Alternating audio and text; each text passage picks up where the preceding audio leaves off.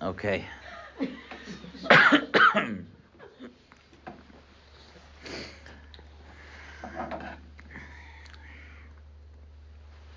Last week, we spoke about regrets, and the shiur last week, I got feedback over the whole week from different people that it resonated a lot with people. This idea of being able to move on after having made mistakes or after having made decisions that we wish we could have had the wisdom when we were young that we have when we're older. And there's another part, not about regrets, but there's another part about having. I saw this on Zoom. Turn off the volume. Turn off you need to mute yourself. That's my wife. Yeah. Sorry. You can just go on. What? I can go on quickly and do that. Yeah. Oh, there. Okay. I don't mind if she is the chair. I think she could do a great job. But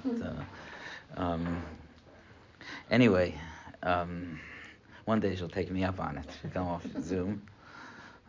But anyway, so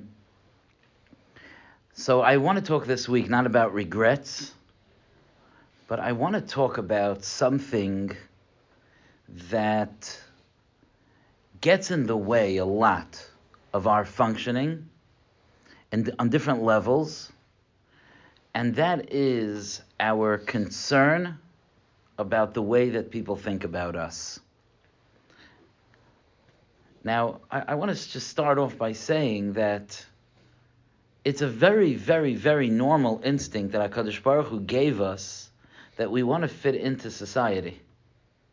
And if we didn't have that instinct, society would look very interesting. It's a very, very healthy thing that when I walk into shul, that I don't want to stand out. And that I don't want to do something that people are going to be like, what is he doing?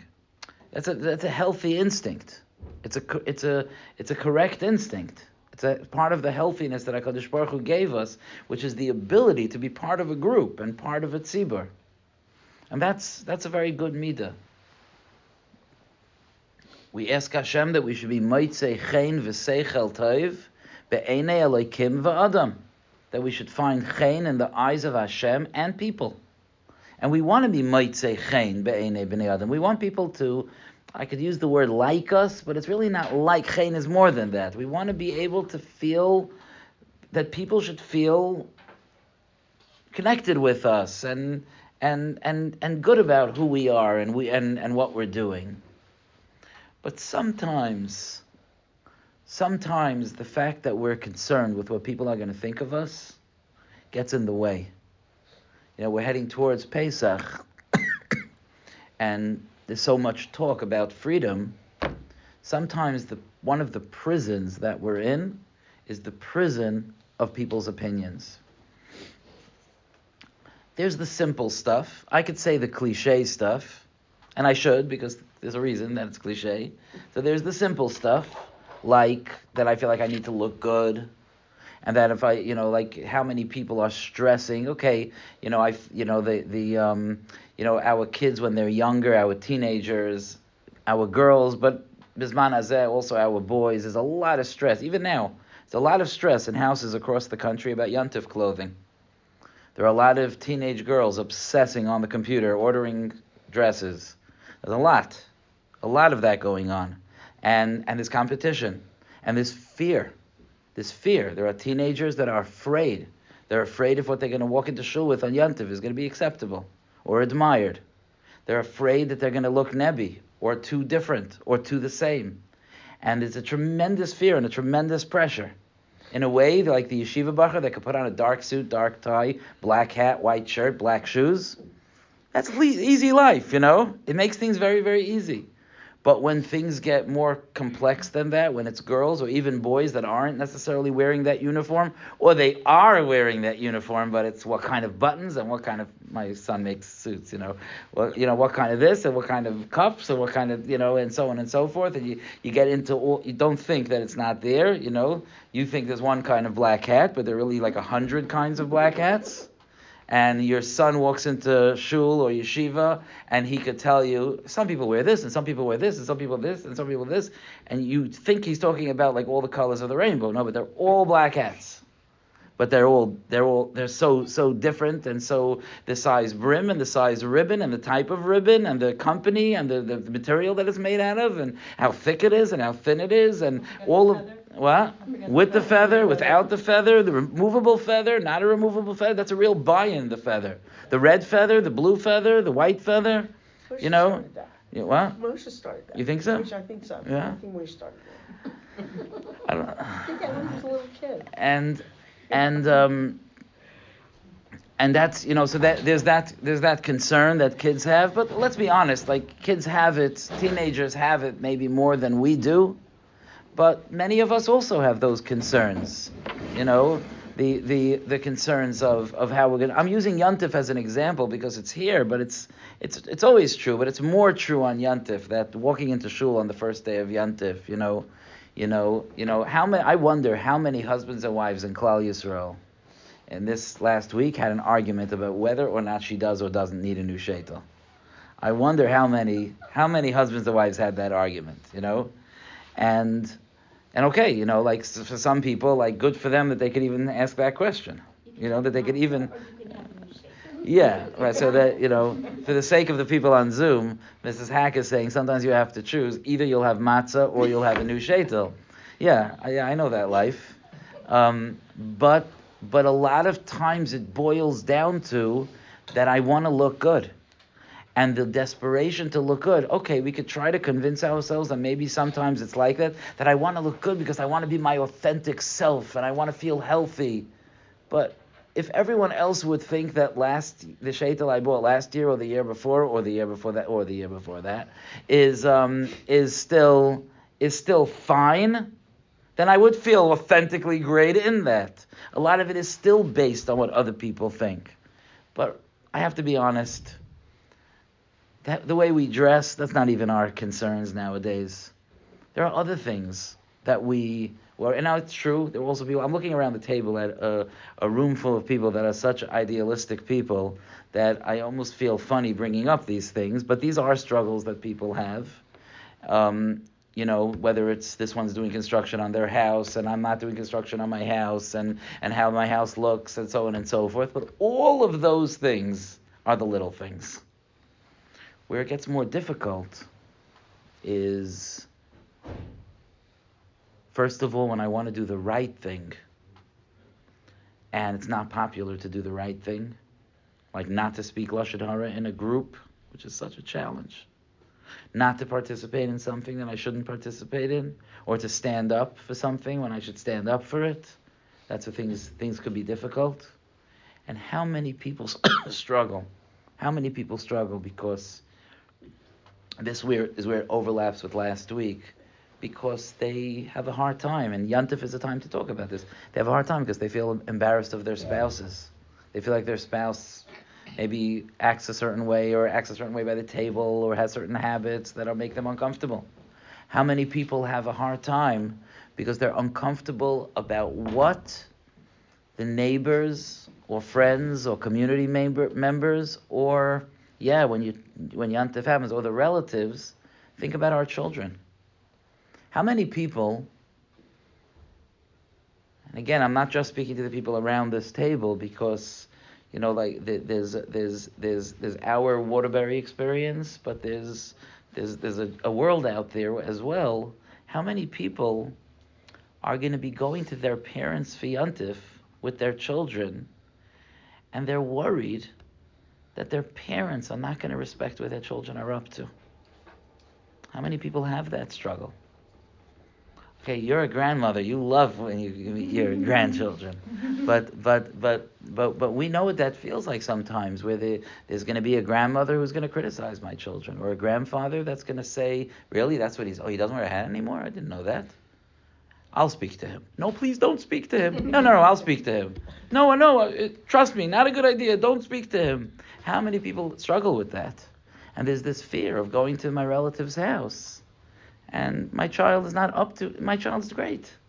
But he or she is not up to where my relatives think they should be up to. Not that they know anything. But they don't know the story. They don't know our journey. They don't know our challenges. But I'm going to be going on a Chalamai trip, and all the cousins are going to be there, and my child is going to look like A. And I know the cousins are going to be looking and saying, interesting. What are they doing? What are they feeding them in Waterbury? That's a discomfort.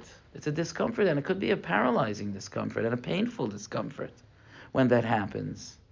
And we're trying so hard. We're working so hard to be mechanech our children and to create shalom bayis. And we're working so hard. And it's in such a difficult generation today. And the Yantif comes, and it says, Man Cheruseinu. And sometimes it doesn't feel so Cheruseinu when I feel like I have to be metaretz to my sister. Why my daughter, like, you didn't tell her that it should cover her knees?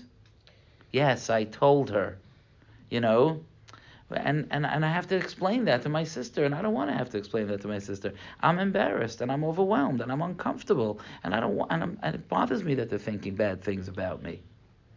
And I don't have another way to say it. I think they're probably judging my chinuch, or they're probably thinking about what mistakes I made. If there's anyone who struggles with any of these things, one thing I could tell you for sure is that it certainly is a lesson for us about judging other people. That's for sure.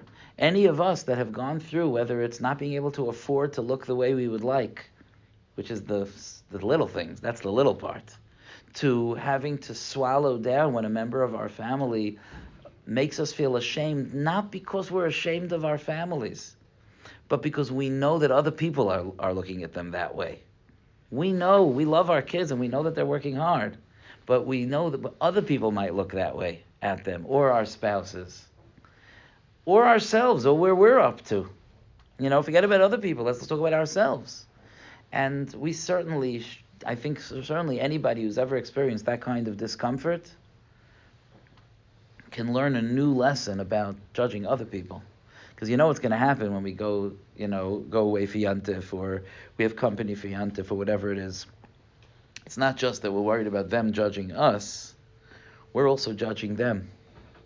And when my sister comes with her kids, or my brother comes with his family, or my parents show up, and whatever it is, and I'm like, what's going on there? Like, one second, something? Let me look in the mirror. Because they could ask the same questions on me.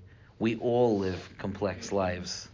And when family gets together, or friends get together, or even our immediate families that kind of come together for Yantif, sometimes that comes into focus, the challenges that we have.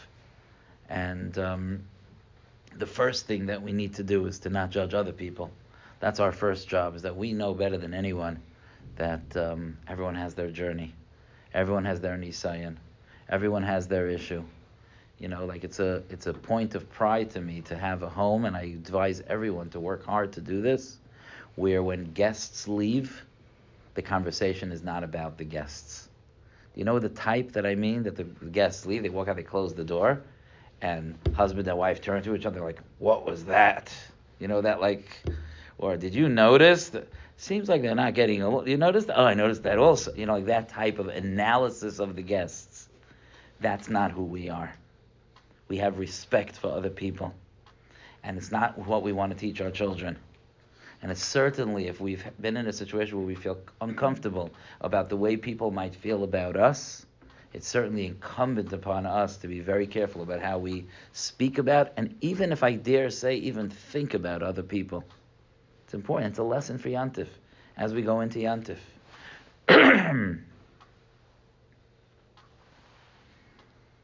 We have this way, you go to Shul on Yantif, and we have this way of thinking that our level of tznius or extravagance. I don't mean tznius in halachas of tznius necessarily. That's perfect. If someone is less than me, a person shouldn't walk around that way. And if someone is more than me, what do they think this is? A fashion show? My way, that's the right way. And of course, I think we've been through enough of life to know everyone's coming from another place. Everyone's dealing from different things. Everyone's struggling with different pressures. Everyone has different nisyanos. If we could just go to our families for Yantif, to our shuls on Yantif, to be part of a community on Yantif, where we just have a open mind, an open heart, and just accepting all the different colors and flavors of Klal Yisrael. Because we are such an unbelievably beautiful nation. If we could do that, it'll be worth that we went through the discomfort ourselves just to be able to learn what it means to feel lovingly to other people and not to be judgmental about them. But I think we should probably talk for a few minutes about what to do about the uncomfortable feeling of being judged. And that's something I think that we need to think about, because we do sometimes struggle with that people are talking about us, or maybe more often that we think people are talking about us, or maybe we pick up maybe in the way people are speaking to us that they're like, oh, you're that type, like that type of thing. And I think that it could be very, very helpful for us to be mechazik ourselves, to feel proud of who we are.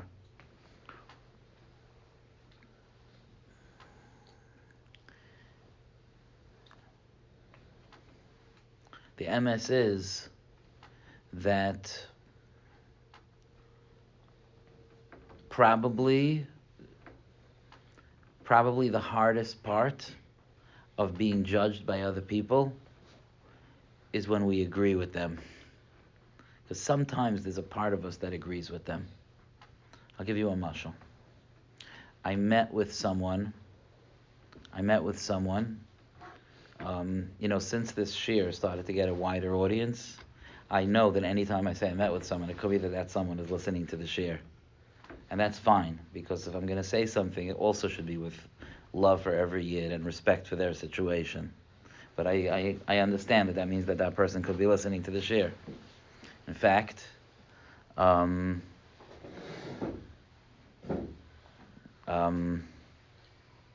few weeks ago, I was on this shiur, and I was saying that I just met with a Talmud and his wife, and I enjoyed the conversation so much, and it was such a nachas.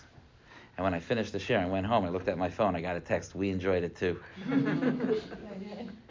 So, Was it the right Talmud? What? It was the right one, yeah. It really was. That's a good point, because sometimes it's not. Someone's like, was that story about me? And I feel like, you have that story too? But someone told me a very interesting thing. They were telling me, it's a tsar, that their husband doesn't have an open, loving, easy relationship with the children. And they were... And there's like a tension, and I'm not going to get into all the details, but a tension or a closedness, and like a disappointment in the children, and like a negativity maybe to the children from the husband. And she's like more of like a loving, emotional mother, and the husband's a little more removed. Okay, so anyone who's listening to me say this probably is imagining this businessman who's, he's a tough guy, and he comes home and his kids are acting out, and he's like, come on, like that. The thing that was interesting is that the husband is a Rebbe who's very beloved to his Talmidim. They love him and they connect with him. Isn't that strange? There's a higher standard for his own children. Where's that coming from? And I think it's pashut. It's pashut, and it's something for us to realize. The pshat is that when I'm speaking to my Talmud and he disappoints me, that doesn't make me disappointed in myself. So I could deal with that disappointment with love. But when I'm speaking to my child and he disappoints me, that makes me disappointed in myself. I see my own failing. Our children are expressions of ourselves. And when we see vulnerabilities in our children, we know deep down that we're seeing our own vulnerabilities. Boy, is raising our children a humbling lesson about ourselves. No, it's a humbling lesson about ourselves. But and that's what I mean when I say I'm going to go. Let's say you have a family. They're going this woman is going with her family to her in-laws for the Sdarim. Beautiful, going to grandparents for the Sdarim. What could be better? But she's afraid. She's afraid that when her father-in-law sees her son, he's going to be disappointed, and it hurts her because there's a part of her that's disappointed. Because she has pain about that also. And it resonates. And that makes it more difficult. When we agree, even if there's just a part of us that agrees, it's not just that. It's that we build up this defense where we're trying not to agree. And then when someone else looks at my child that way, I frighteningly realize that maybe they're right. It makes it very difficult. I think it's very, very important for us to remind ourselves of the emes of raising children, or any other part, whether it's about a spouse or about our financial situation, about different stresses, about whatever the situation may be. I'm picking the most prevalent and difficult things, but everyone has their own unique situation. But I think that it's important for us to remind ourselves before we go away for Yantif, before Yantif comes, that HaKadosh Baruch Hu gave each family the neshamas that were meant to be raised by that family, to think about some of the stuff we talked about last week with Bechira and Yediyah, and recognizing that there's a huge role here, a reality here it's where HaKadosh Baruch Hu put us. We try to blame ourselves a lot, but a lot of things are just, this is the way HaKadosh Baruch Hu wanted it. This is the challenges HaKadosh Baruch Hu gave me. And to develop within you the confidence that we don't hear this enough, and we don't tell it to ourselves enough. Even the speeches that we go, you're going to go to Shabbos HaGadol Drasha. I'm going to try to be nice for the Shabbos HaGadol Drasha, but if you come here, but we go to the, you go to these, you hear Shiurim online and this and that, and there's so much advice that we're being given, and so much hadracha that we're being given, that we have to stop sometimes and recognize we are trying so hard in such a difficult generation, and it's such a complicated world. And we're doing a good job. And the fact that sometimes we have children that don't look like the way my father-in-law may think my child should look, or my brother-in-law thinks my child should look, that does not mean that we're not putting our hearts and souls into raising our families. And the same thing is true with our Shalom Bayis and our Parnasa. There's this crazy thing. I once spoke to one of our Mispalim here about this. There's this, it's an illogical thing. So many people, by us in this town, there's so many of us are struggling financially. So many of us. I can't tell you, a bunch of people in the last 2 weeks, I was approached by couples with the following question. You may be familiar with the question. The question is this: is there a secret that everybody else knows that I don't know? Because I'm not making it. No, there's no secret. For someone to not be dealing with stress financially, there has to be some unusually good thing going on. The standard right now, just in the world today, in the frum world today, the standard right now is financial stress. That's why this is a good moment, by the way, to ask everyone participate in the Mois Chitim campaign, so we could actually give generously, and we are giving generously to families to make it a little easier and a little better. And, when I give out money, it's hard for people to take it. And I'm proud of everyone that it's hard to take, because we want to be on the giving end. And Be'ezer Hashem, everyone should be zeicher to be on the giving end. But I know that there's the money is being used, the money before Yantif is being used so that those teenagers that are super worried about what they're going to look like on that first day of Yantif in Shul, we have to get them clothing so that they can at least try to feel good about themselves on that first day of Yantif, and we're trying to help with that. But it's important not to walk around feeling like something must be wrong with me if I don't have a parnasa. This is Hashem's decision. Hashem loves us. Hashem cares for us. Hashem knows what's best for us. And we don't always understand it. And we could sometimes take it up with Hashem. And sometimes we may even go through tkufas where we're not so happy with Hashem. Okay, that's a shiur for another time. But it's not you. This is the gzeira from HaKadosh Baruch Hu. This is where HaKadosh Baruch Hu wants us for this Yantif. And if I go to my siblings for Yantif, or I'm gathering by my in-laws for Yantif, or I'm having company for Yantif, or I'm even eating by my neighbors on Yantif. Not everyone has family to go to. And I'm eating by my neighbors on Yantif. And I'm just feeling low, because on Yantif you can feel that people spent money and I didn't have that money. Because she got the new shaitel and she's wearing the new clothing and she just did some work on her house and she's in the middle of an extension and I also got some new things. I got a new gas bill and a new phone bill and a new mortgage bill. Mom is new, chadash, even newer than from last month. You know? And it makes us feel bad about ourselves. That's not what HaKadosh Baruch Hu has in mind. And it's important, whether it's chinuch, whether it's shalom bayis, whether it's parnasa, who doesn't have something? And it's important, if we want to be able to feel confident, even if other people are thinking negatively about us, we need to feel confident. We need to have a sense that we did our best here. And we're following HaKadosh Baruch Hu's direction. And we're trying to do this right. And we don't have to understand why HaKadosh Baruch Hu wants things the way He does. Mashiach will come b'mheira v'yameinu, and things will fall into place and we'll understand. But for now, our job is, and that's the whole Yantif of Pesach, our job is to believe it. And the more... Why does Hashem give like Hashtadas, just to confuse us? The Alter von Kelm says that the challenge of having bitachon, even while we're doing Hishtadlus, is so challenging.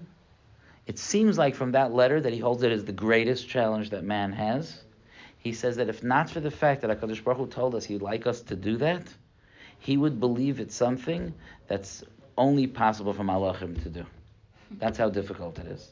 So when you ask that question, it's not the time right now to spend the shiur talking about Hishtadlus, but I'm acknowledging your question in the sense of, yes, good question. Yes, that is a very, very, very difficult thing. As Hashem doing, because He wants to confuse us, He wants to challenge us, certainly. But if you're feeling like in the throes of like trying to make this work, that like I'm doing my ishtadlus, but I'm trusting Hashem, I'm doing the best I can, but this is the way Hashem wants things, and it's confusing, and my head is spinning. Yes, we're doing the best that we can. And when I walk into shul on Shabbos, or on Yantif, or I'm speaking to a sibling, or someone's casually telling me that like, yeah, I got my car in 2024, it's already getting old, we're getting a new one, and you're like, you got your car in 2024, and you're getting a new one, and I feel so bad, I'm sorry. I know it's tough, I know, driving the not 2025, I know it's weighing on you, if I could be there for you, if you want, I could give you a ride in my 2017, when we're in those situations, it's important that we feel the clarity that we're exactly where HaKadosh Baruch Hu wants us. Like what people do, they're like, oh, your children are so beautiful, so sweet, good job. And then when anything else is going wrong, no, it's not your fault. It's just meant to be. So like we play that game where we're always complimenting people for what's turning out good. You're saying a good point. I just want to repeat for we have a Zoom crowd here also. Thanks to you, by the way. That Mrs. Feld is saying that when we have nachas from our children and things go well, so people tell us and we tell ourselves sometimes, good job. Oh, you did good. Good job. And then when things go wrong, at least ostensibly, things go wrong, we're like, no, it's not your fault, you didn't do anything wrong. And it seems like a double standard, and I agree. I want to tell every mother who worked hard and who cried through Sefer Tehillim, and who maybe davened the whole Purim even, and who toiled, and who went to speak to her kids' rabbeim, and went to battle with their teachers, and fight with their principals, and did all of that hishtadlus, and it didn't work out so well. I want to tell those mothers, good job. Because whatever HaKadosh Baruch Hu was geyser, they're working hard. And you're right. What you're saying is that you're right. It's easy to say good job. Mazel tov, the shidduch happened, it's such a beautiful family. Wow, you did good. It's easy to do that. But there are so many mothers and fathers out there that deserve hearing good job when maybe on the surface it doesn't look as pretty. Because life is not pretty. And I think that that's a very, very important point. And the flip side is also true. That when we get that phone call, you should have such nachas, your child was made such a kiddush Hashem, or you speak to the Rebbe or the teacher and they say, wow, your child's doing so well, Baruch Hashem, you should have nachas and so on, that you don't just say, good job, but that you stop and say, thank you, HaKadosh Baruch Hu. I think both sides are true. That you're right, that when things are going and we're having nachas and our children are doing well, and Baruch Hashem, we have a lot of that as well, that we also recognize, despite me, my children are doing well. Sometimes there's an element of that as well. HaKadosh Baruch Hu is geyser that as well. I'll take that gzeira. I wish that gzeira on everyone, But but that's a very, very, very strong point. And I want to say that to the extent that we feel connected to HaKadosh Baruch Hu and to our Yiddishkeit on the inside, to that extent we can pay less attention to the perceived or real criticisms coming from the outside. So I'm going to go away for Yantif, and I have this child, or these children, or this situation, or this Shalom Bayis Matzav, or whatever it is. And I feel a little bit uncomfortable from it. And if I can work with myself to recognize that I tried as hard as I could, and that I'm in HaKadosh Baruch Hu's hands, the more connected I am with HaKadosh Baruch Hu, the less that I'm going to feel dependent on that older sister's knowing nod. You did good. No, that's not what you need. You need HaKadosh Baruch Hu to say you did good. That's all you need. I love to say over, I haven't said it over here in a while, but I have said it recently a few times, I love to say over this letter from Rav Kook. I did tell it to you a few years ago when I saw it. This letter from Rav Kook that I found, that I ended up making a copy of. It was very difficult. I had to piece it together from a few pages and framed it and put it on my desk because of just the beauty, the absolute beauty of the letter. And there's one line there that I want to share with you, but I'll give you a little bit of the background. As you know, Rav Kook took a very, very controversial stand in the beginning of the Zionist party and dealing with Zionists who weren't Shomerei Torah mitzvahs and various other things. I don't know the sugya very, very well. I know it like externally. And many, many great Gedolei Yisrael took a very strong stance against him, most notably and famously Rabbi Chaim Sonnenfeld, but others as well. And we know about Rav Kook, we know that he was a tzaddik yesod olam and an absolute kadosh v'tahor and an unparalleled Talmid Chacham on a level that even Gedolei Yisrael were in awe of him. So when we talk about opinions that he had that the Gedolei Yisrael didn't go with, we look at it a little bit like a machloikas between Beis Hillel and Beis Shammai. Hillel held this way and Shammai held that way, so we paskin like Hillel, but it doesn't mean that we knock Shammai. Shammai is Shammai. So, that's the way we look at it. So it's very interesting to read the letters of this tzaddik yesod olam and see how he dealt with that criticism. You would imagine that someone who got criticized the way he did became quite bitter. That's what would happen to us. And sometimes it happens. I speak sometimes to older Rabbanim and you even hear a bitterness. Yeah, no one's ever happy. Parshas Pekudei, by the way, is great with that. Because the beginning of Parshas Pekudei talks about the fact that there was an element in Klal Yisrael that was chayshah that Moshe stole money from the donations to the Mishkan. And I'm sure I'm one of thousands of Rabbanim who learned that medrash and be like, you can't win. Like, if they were chayshish that Moshe Rabbeinu stole money from the Mishkan, I'm not even going to try. You did, like, there's going to be, but you could see how that could turn bitter? Could you see? I'm teetering on the edge there. You see how that could turn bitter? Like, no matter what I do. I can imagine Moshe Rabbeinu, he tells HaKadosh Baruch Hu, kill me, but don't destroy Klal Yisrael. He stole money from us. He stole money from you. He was ready to die for you. Didn't stop the criticism. Can you see how you could get bitter? So you have someone like Rav Kook, Kadosh v'tahar, Ruach HaKodesh, Shas, Paiskim, Mesiras Nefesh. And even the fact that he took a position, you think he didn't realize that his position would get people upset? But he felt, he writes about this, that he was trying to save Yidden. And he felt like it's worth it. People will be upset, people will be this okay, but I have to save these Yidden. These are my brothers and sisters, I have to save them. I'm not pasking Rav Kook or not Rav Kook. It would be pretentious and presumptuous and the biggest gaiva of the world for me to say opinions, chas v'shalom, Beis Hillel and Beis Shammai. But he was doing it by Mesiras Nefesh, and he got this letter from a tzaddik Yisod Olam, a real big tzaddik. I looked him up. A real huge, tremendous tzaddik, Kadosh V'Tar, destroying him. Because he read in a Torah magazine things about Rav Kook that horrified him. And he wrote very strongly to Rav Kook. And Rav Kook writes back to him. He says, I want to tell you that I really didn't need to write back to you, to respond to your letter. I'm happy just leaving it alone. But, and this is why I fell in love with this letter on the first line. He writes, but you're such a special Talmud Chacham. And to think that you're in pain because you think that I'm doing the wrong thing, I just have to alleviate your pain. I'm not doing the wrong thing. You don't have to be sad. And then he describes what he's doing and what his seder is and what his kavana is. And he says, I have one kavana when I teach Torah, and that's to bring people closer to HaKadosh Baruch Hu.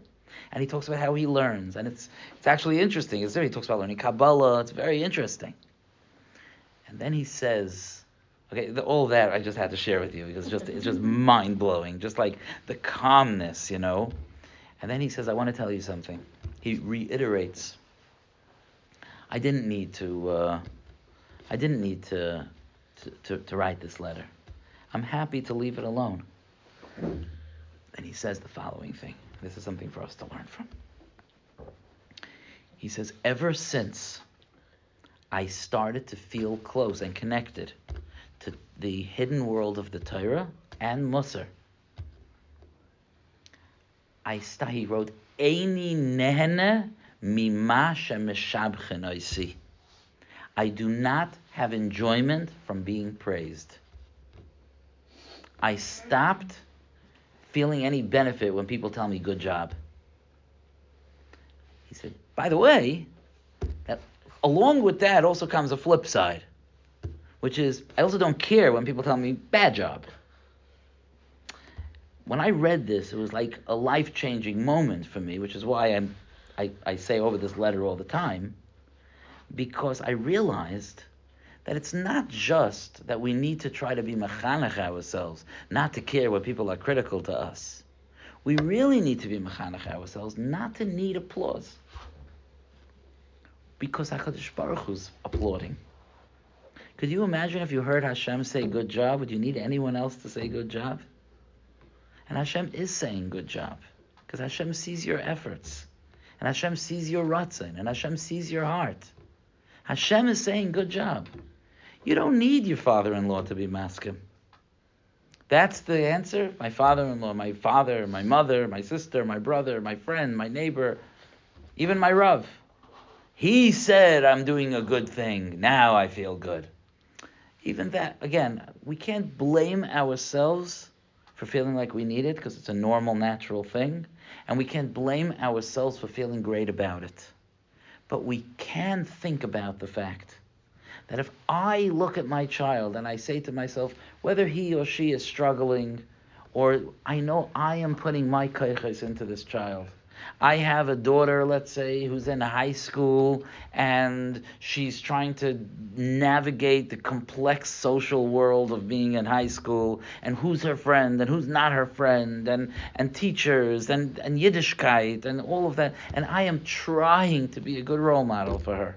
I am trying to listen as she tells me these long, intricate stories about all of her friends and their friends and their friends' friends and then the camp friends and the camp friends' friends. And I'm trying to keep track of everything. I don't need someone to tell me good job. I know I'm doing a good job. And I know that the outcome is not up to me. It's not the pshat that if my daughter gets the best shidduch in the world, that's proof that I was a good mother. And if my daughter struggles with shidduchim, that's proof that I was a bad mother. Chas v'shalom. That is up to HaKadosh Baruch Hu. The proof that I'm a good mother is that I'm a good mother. Is that my heart is in it, and that I'm trying, and I make mistakes sometimes. And I get impatient sometimes, and I have to work on myself. And you know what? I am working on myself, and I'm trying, and I try to pick up the pieces when I make a mistake. And if I'm trying to, that's the good job. And I need to hear, like Rav Kook says, Eini Nana, I don't need my neighbor to say good job, because I can hear HaKadosh Baruch Hu saying good job. So it no longer matters. We say in Shemona Esrei, "V'nafshi ke'ofar lakol tiyeh." My nefesh should be to everyone like dirt, like unnoticeable. I don't need to be noticed. I know I'm connected to Hashem. I know that I'm here in this world for a purpose. I don't need other people. I don't need to be in the news. V'nafshi ke'ofar. We say it in Shemona Esrei. V'nafshi ke'ofar lakol tiyeh. And if we could do that, then every once in a while you will get criticized, because that's the world the lovely world that we live in. Every once in a while you'll get criticized. You know what's worse than being criticized? Realizing that there's criticism and they're not criticizing you. That's even worse, right? Where there's like, oh, interesting. You know, like those comments, and that's even worse than being criticized. But if I could train myself, if I could inspire myself, that HaKadosh Baruch Hu is proud of me. I am trying to do the job here. I'm a good soldier. I'm not a perfect soldier, but I'm a good soldier, and I'm trying to do the job, and Hashem is proud of me. Then I could be a little easier for me to deflect my the perceived negative opinions of the people around me, and I can hold my head high, and I can feel good and proud of what I'm doing.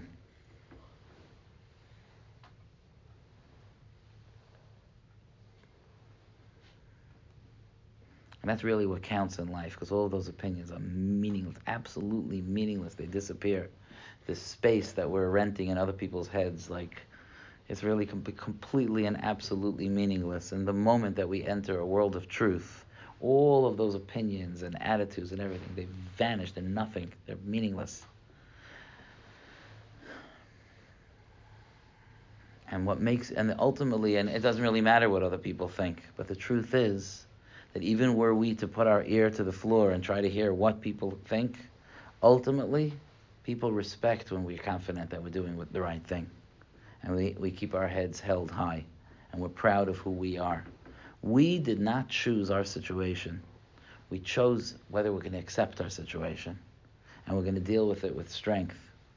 And what a freedom when it comes to Pesach that could be. We could try to incorporate that into our cheiros, that I'm not going to be in the prison of other people's opinions.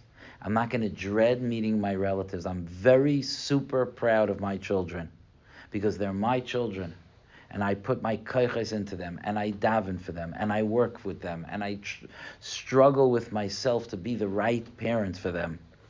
And if they have something about them, whether they're too intense or too little intense, whether they fit the mold or they don't fit the mold, and that makes me uncomfortable around other people, I'm going to work on myself to go in and to be so unbelievably proud that this is the matana that Hashem gave me. Because that's what every one of our children are. They're the matanas that Hashem gave us. And we share them with HaKadosh Baruch Hu. He's the third parent. And HaKadosh Baruch Hu should give us that strength, that we could feel, that it should resonate inside of us, this sense that we're here to make HaKadosh Baruch Hu proud. And one day at a time. But if we can make HaKadosh Baruch Hu proud today, that's all we need. We don't need to win the public opinion poll. We just need to know that we made HaKadosh Baruch Hu proud today. Those 2 points. Number 1, it doesn't matter what other people think. And number 2, let's not have silly and limited definitions of success. We don't know what success is, because we don't know what the challenge is. So we know that we're going to try our hardest, and if we try our hardest and do the best we can, we're going to feel satisfied. that this is what HaKadosh Baruch Hu wants. Why he wants certain outcomes and certain challenges, Hanistaros L'Hashem Elokeinu. That's his business. Let's let Hashem run his world and we'll do ours. Our job is that we're trying our best and we're giving the rest to Hashem. That's our job. And if we do that, maybe or maybe not, you'll hear your mother say, good job. Maybe yes and maybe not. But if you listen carefully, you'll hear HaKadosh Baruch Hu saying, good job. And that's the good job that we're waiting to hear. Yashakaya, thank you. Thank you.